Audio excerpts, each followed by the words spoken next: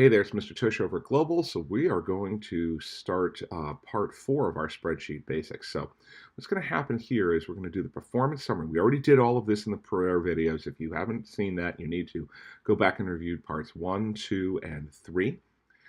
We did part 1 here, and part 2 we did these 3, and part 4 was this. Now, the next thing we're going to go over is the performance summary. And the performance summary for one class, create bar charts showing class averages for each subject. And you're going to use the average function. Now, we haven't even talked about function, but don't worry, we're going to do that today. So we're going to create bar charts for one class. How do we get one class out of this? We use our filters. You remember we went over filters in a different video. I want grade 12. I just want to see how my seniors are doing.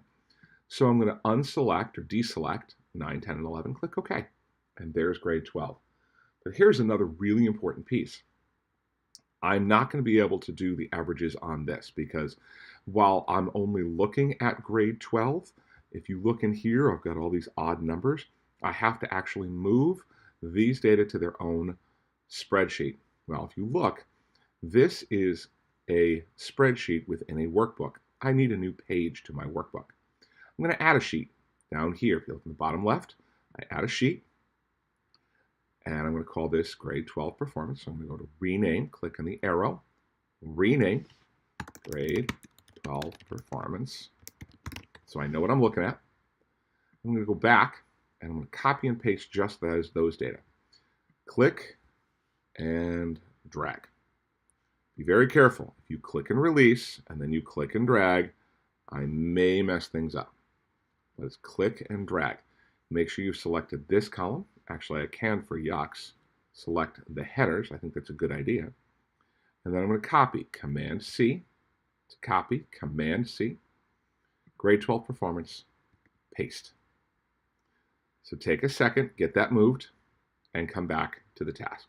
So stop and do that, and then come back and get this. When you get that done, come back to your video. Okay, so now we've moved this. And we have to come up with bar charts showing class averages for each subject. So I need the average of their English performance. I need it right here. Well, I could do it the hard way. 1, 2, 3, 4, 5, 6, 7, 8, 10, 11, 12, 13, 14, 15. I have 15 data points here. And I could do a parenthesis, equals, parens, D2, D3, D4, D5, blah, blah, plus, plus, plus, divided by 15, and that'll give me the average, and it will be correct. But I'm going to use a shortcut. And spreadsheets have these things called functions. Over here, you have a function spot. It's pretty awesome. We could do insert function, and that's kind of cool as well. So what I'm going to do is I'm going to go over here to function, insert average, and it's looking for a range. Now let's go through that again. Function average. Now, what did I just do? And then hit return. 76 is the average English performance. Let me go over that again. I want to tell it to give me an average of these scores. So I'm going to click on it.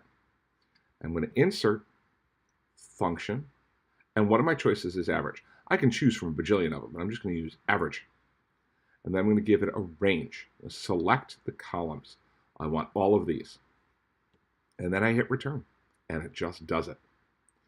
Now, I could go in here. And I could click insert, function, average, and select this range and hit return. Now, the average English grade is 76. The average math grade is 82. That's something I could do. Or watch this. Once I do it once, remember our fill from the last video? Click, drag across. That is the averages for each of those. And I'm going to go in and let that be. I'm going to have you take a minute and perform that task and come back.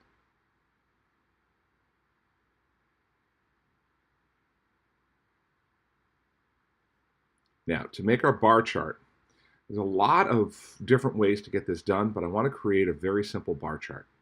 And I want to be able to pull these data out. So I want 4 column headings. We're going to make a little table here. English, and then return math, return computer science, and then science, and then social studies.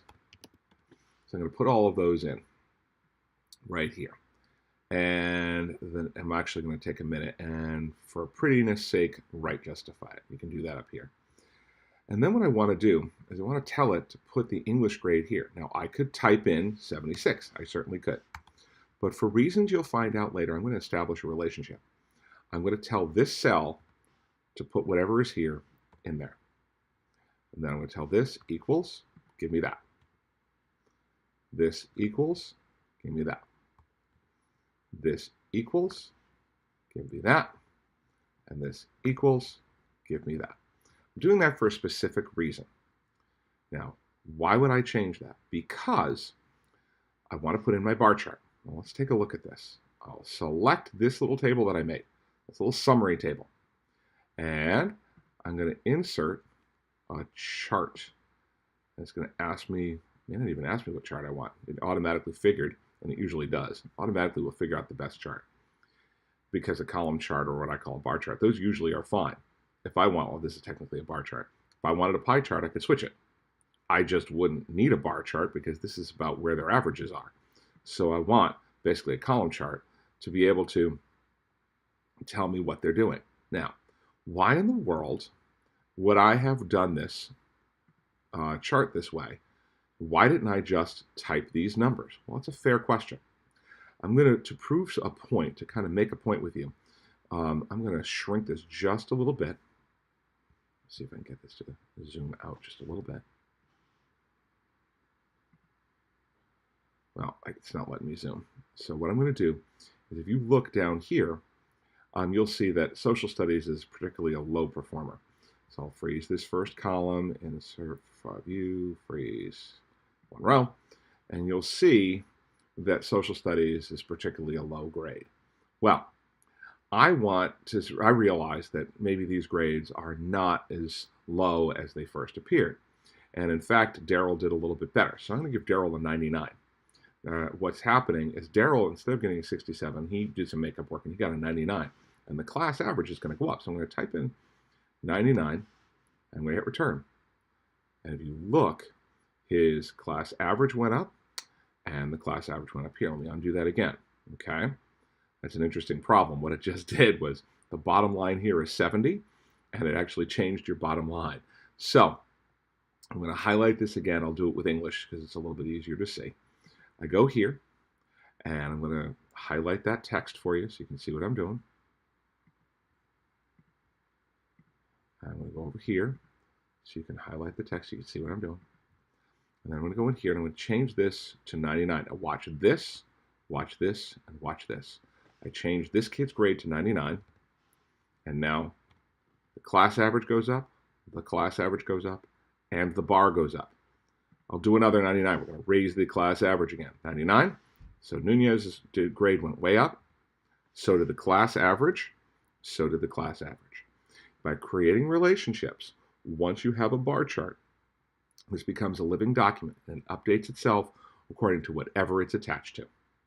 And that's how you do a particular bar chart showing class averages for each subject. Right here, I could copy this, and I will later on to put it on my summary page.